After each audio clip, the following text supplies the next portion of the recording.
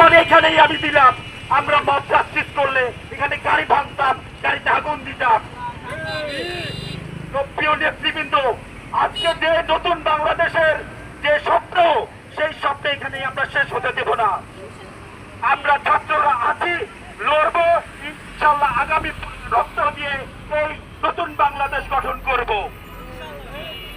আগামী যদি 24 ঘন্টার ভিতরে যদি এর বিচার না হয়, ওই সেনা কর্মকর্তা পুলিশের বিরুদ্ধে ব্যবস্থা না নেওয়া হয়, মাদারীপুর জেলায় এমন বিক্ষোভ কর্মসূচি দেব তখন হচ্ছে প্রশাসন দেখবে আসলে গণ অধিকার পরিষদ এবং ছাত্ররা মিলে কি করতে পারে।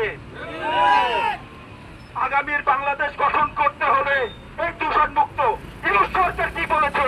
নতুন বাংলাদেশ গঠন করবে, নতুন কিছু দেবে, নতুন রাজনৈতিক বন্দোবস্ত চালু করবে। সে জুলাই সনদটাই বাস্তবায়ন করতে পারে না। সংস্কার কমিশন যে সংস্কারের আমাদের আশা দেখিয়েছিল, তারা আজকে কই? সেই সংস্কার হবে?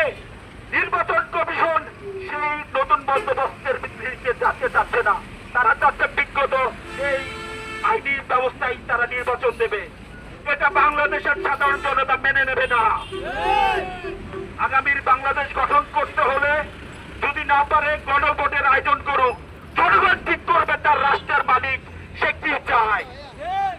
প্রিয় নেতৃবৃন্দ, আপনাদের সবাইকে ধন্যবাদ।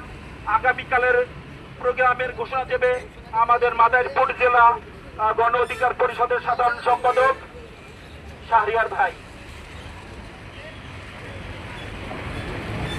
এখন আপনাদের মাঝে বক্তব্য রাখবেন